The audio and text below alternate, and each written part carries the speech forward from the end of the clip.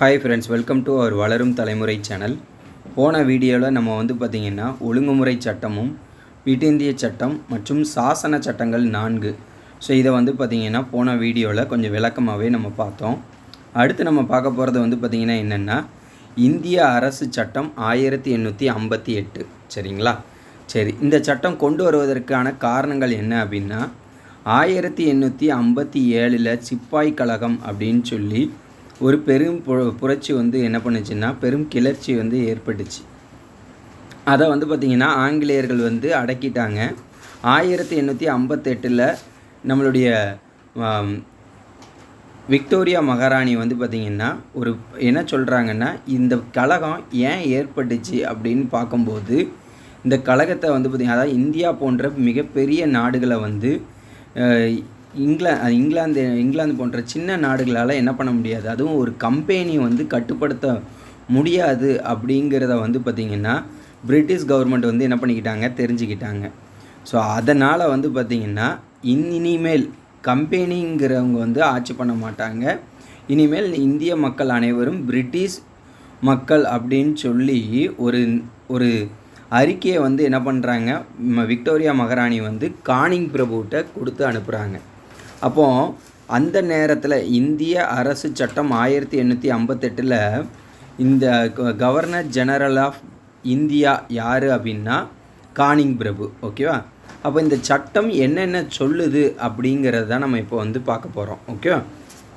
அதாவது 1853 எப்படி இருந்துச்சு அப்படின்னா ஒரு கட்டுப்பாட்டு வாரியம், ஒரு இயக்குனர் குழு அப்படின்னு சொல்லி 2 பிரிவாக என்ன பண்ணிச்சு, இரட்டை அரசாங்க முறைன்னு சொல்லி நம்ம படித்தோம். ஓகேவா?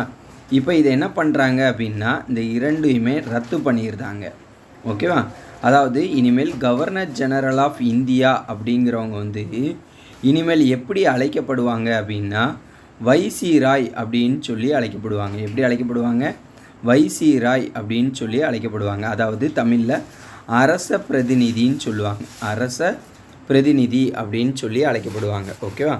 அப்போ இதை ஏன் இந்திய மக்கள் நல்லாட்சிக்கான சட்டம் அப்படின்னு சொல்லி சொல்கிறாங்கன்னா இனிமேல் ஒரு கம்பெனி நம்மளை அரசாளாது, நம்மளை பிரிட்டிஷ் அரசாங்கமே என்ன பண்ணிடும், அரசாளுன்னொன்னே பிரிட்டிஷ் மக்களுக்கு என்னென்ன கிடைச்சதோ அதெல்லாம் தமக்கும் கிடைக்கும்னு நினச்சி தான் இந்த சட்டத்தை பார்த்திங்கன்னா இது நல்ல ஆட்சிக்கான சட்டம் இந்திய சட்டம் அப்படின்னு சொல்லி இந்திய மக்கள் என்ன பண்ணாங்க, நினச்சாங்க. ஓகேவா? சரி, நெக்ஸ்ட் பார்த்திங்கன்னா கடைசி கவர்னர் ஜெனரல் ஆஃப் இந்தியா யார் அப்படின்னா கானிங் பிரபு. முதல் அரச பிரதிநிதி யாருன்னு கேட்டாலும் கானிங் பிரபு தான். இதில் இரட்டை அரசாங்க முறை எந்த சட்டத்தின் கீழ் ஒழிக்கப்பட்டது அப்படின்னா இந்திய அரசு சட்டம் 1858.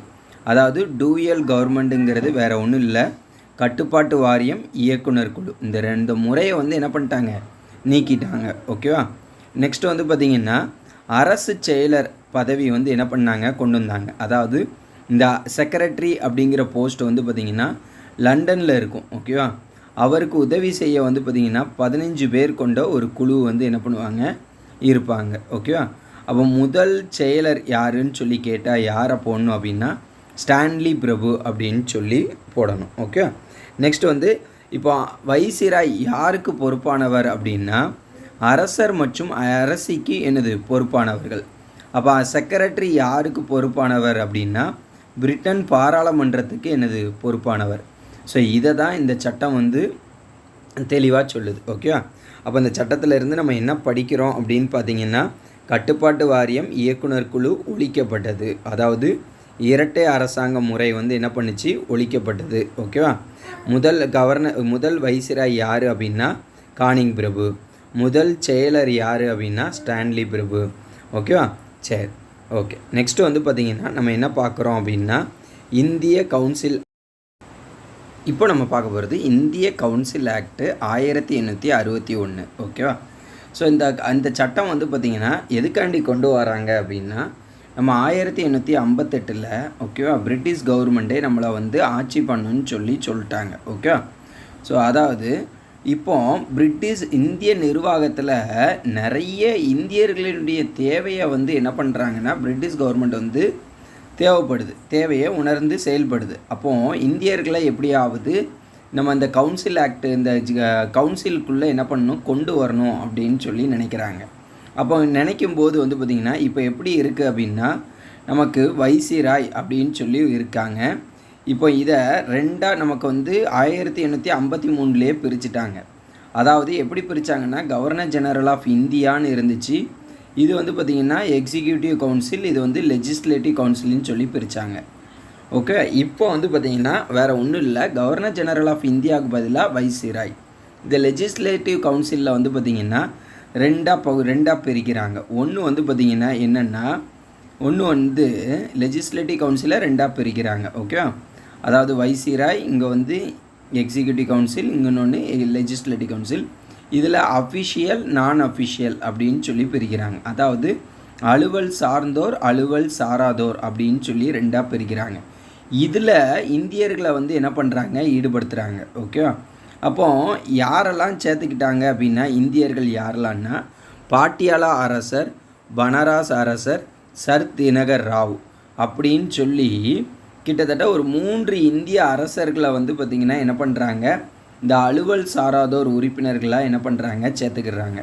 அப்போது அந்த அலுவல் சாராதோருடைய உறுப்பினர்களுடைய எண்ணிக்கை குறைந்தபட்சம் 6 இருந்து அதிகபட்சம் 12 வரை என்ன பண்ணுறாங்க உறுப்பினர்களுடைய எண்ணிக்கையை நியமிக்க முடியும்னு சொல்கிறாங்க. ஆனால் முதல்ல அவங்க நியமிக்கிறது வந்து எத்தனை அரசர்கள் அப்படின்னா 3 அரசர்களை மட்டும்தான் என்ன பண்ணுறாங்க நியமிக்கிறாங்க. ஓகேவா, அதுக்கப்புறம் நம்ம என்ன பார்த்தோம் அப்படின்னா 1833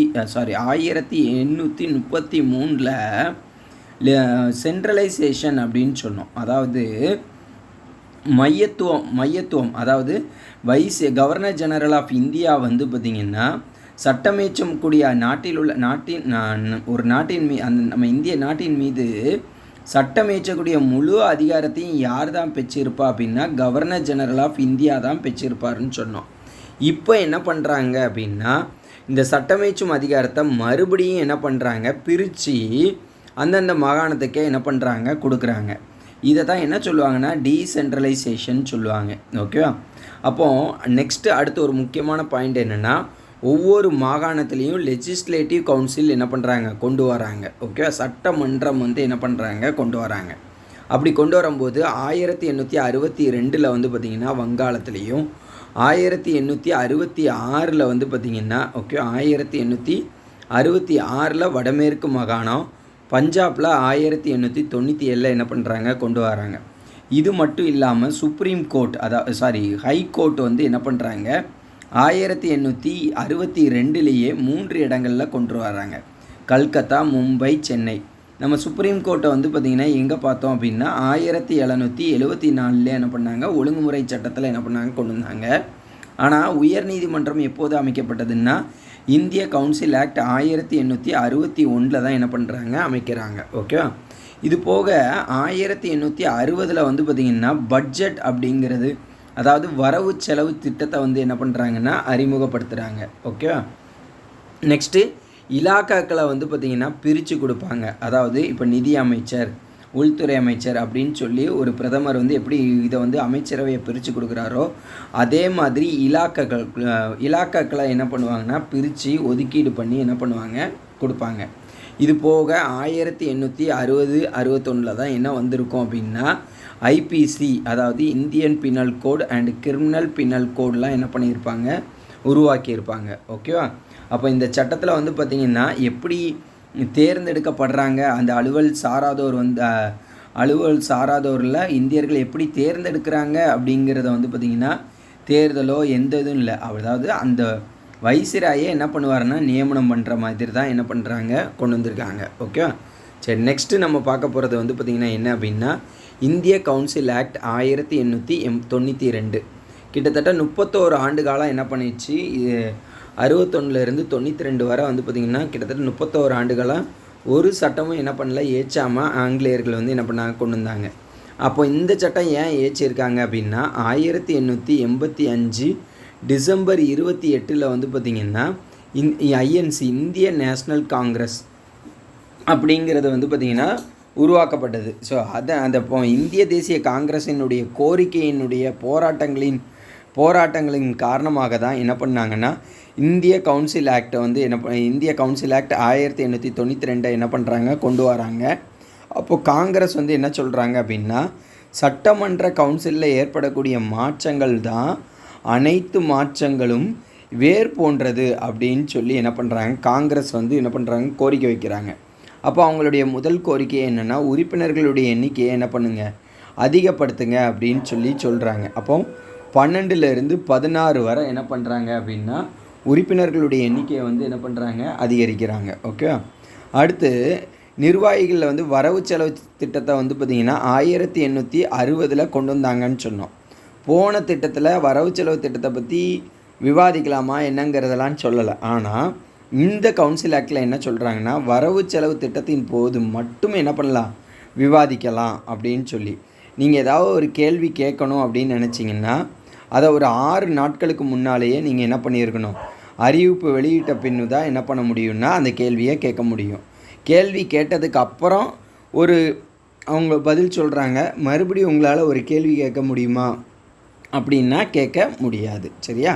சரி, இப்போ அலுவல் சாராத உறுப்பினர்களை யார் நியமனம் பண்ணுறா அப்படிங்கிறது முக்கியமாக தெரிஞ்சிருக்கணும். ஓகேவா? அப்போ யார் அப்படின்னா வைசிராய் தான் என்ன பண்ணுவார், அலுவல் சாராத உறுப்பினர்களை நியமனம் செய்கிறாங்க. அப்போ எப்படிலாம் இப்போ யாருடைய பரிந்துரையின் அடிப்படையில் நியமனம் செய்கிறாரு அப்படின்னா, வங்காள வணிக கூட்டமைப்பு மற்றும் மாகாண சட்டமன்ற கவுன்சிலினுடைய பரிந்துரையின் அடிப்படையில் தான் என்ன பண்ணுவாங்க, வைசிராய் வந்து என்ன பண்ணுவார், நியமனம் செய்வார். அப்போ இந்த இடத்துல தேர்தல் அப்படிங்கிற ஒரு வார்த்தை வந்து பார்த்திங்கன்னா உபயோகப்பட்டுச்சா அப்படின்னா, தேர்தலுங்கிற வார்த்தையே என்ன பண்ணல, உபயோகப்படுத்தப்படவில்லை. ஓகேவா? சரி, நெக்ஸ்ட்டு நம்ம பார்க்க போகிறது வந்து பார்த்திங்கன்னா என்ன அப்படின்னா, இந்திய கவுன்சில் ஆக்ட் 1909. அதாவது கடைசி கவுன்சில் ஆக்ட் எதுன்னு கேட்டாலும் 1909 மின்டோ மார்லி சீர்திருத்தம்னு சொல்லுவாங்க. ஓகேவா? சரி, இந்த மின்டோ மார்லி அப்படின்னு சொல்லும்போது வந்து பார்த்திங்கன்னா, மின்டோங்கிறவர் தான் இந்த நேரத்தில் வைசிராயாக இருந்திருப்பார். மின்டோ வந்து வைசிராய், மார்லி வந்து பார்த்திங்கன்னா செக்ரட்டரியாக என்ன பண்ணுவார், இருப்பார். ஓகேவா? அப்போ வந்து மின்டோங்கிறவர் தான் வகுப்புவாத பிரதிநிதித்துவத்தின் தந்தை, the father of communal representation அப்படின்னு சொல்லி யாரை சொல்லுவாங்க அப்படின்னா மின்டோவை சொல்லுவாங்க. அப்போ இந்த செக்ரட்டரி யார் அப்படின்னா மார்லி. ஓகே.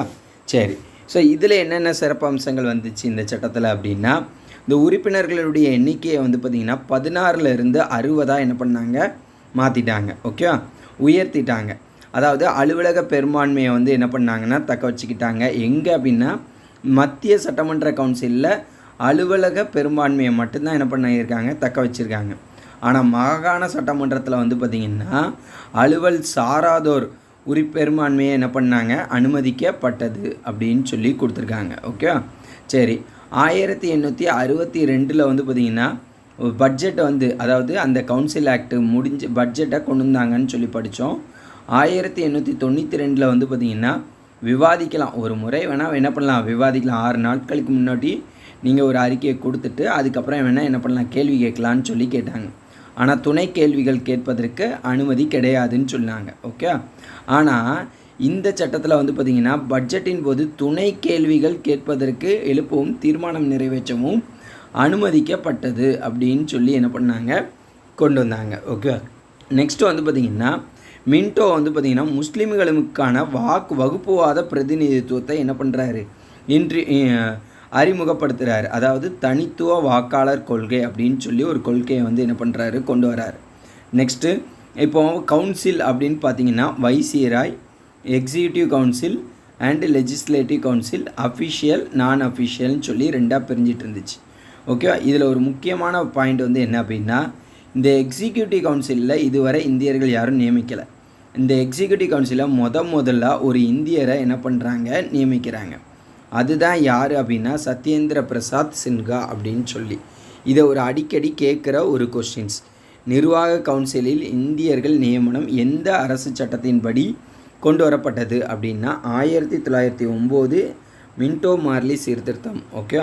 சரி, நெக்ஸ்ட்டு தேர்தல் வந்து எப்படி நடந்துச்சு அப்படின்னா மறைமுக தேர்தல், இன்டைரக்ட் எலெக்ஷன் மூலியமாக தான் என்ன பண்ணியிருக்கோம், நடந்திருக்கும். ஓகே.